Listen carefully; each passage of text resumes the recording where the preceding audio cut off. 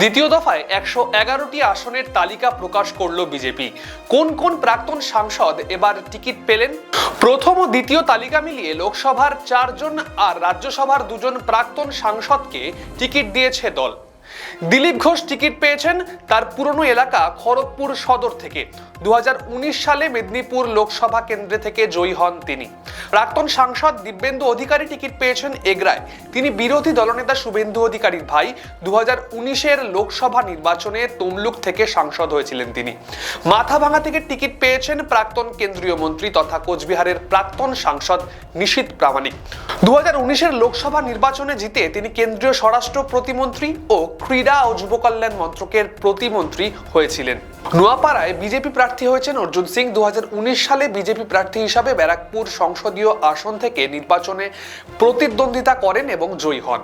প্রাক্তন রাজ্যসভার মনোনীত সাংসদ স্বপন দাশগুপ্তকে প্রার্থী করা হয়েছে রাসবিহারী কেন্দ্রে। 2021-এ পশ্চিমবঙ্গ বিধানসভা নির্বাচনে প্রতিদ্বন্দ্বিতা করবার জন্য তিনি রাজ্যসভা থেকে ইস্তফা দেন। নির্বাচনে পরাজিত হওয়ার পর স্বপন দাশগুপ্ত 2021 সালের 1 জুন পুনরায় রাজ্যসভার সাংসদ মনোনীত হন। সোনারপুর দক্ষিণ কেন্দ্রে টিকিট পেলেন রাজ্যসভার প্রাক্তন সাংসদ রূপা গাঙ্গুলি। 2016 সালের রাজ্যসভায় সদস্য হিসাবে মনোনীত হন তিনি। নবজোৎ সিং সিদ্ধুর রাজ্যসভা থেকে ইস্তফা দেওয়ায় যে আসনটি ফাঁকা হয়েছিল সেই আসনেই তাকে সাংসদ হিসাবে মনোনীত করা হয়েছিল।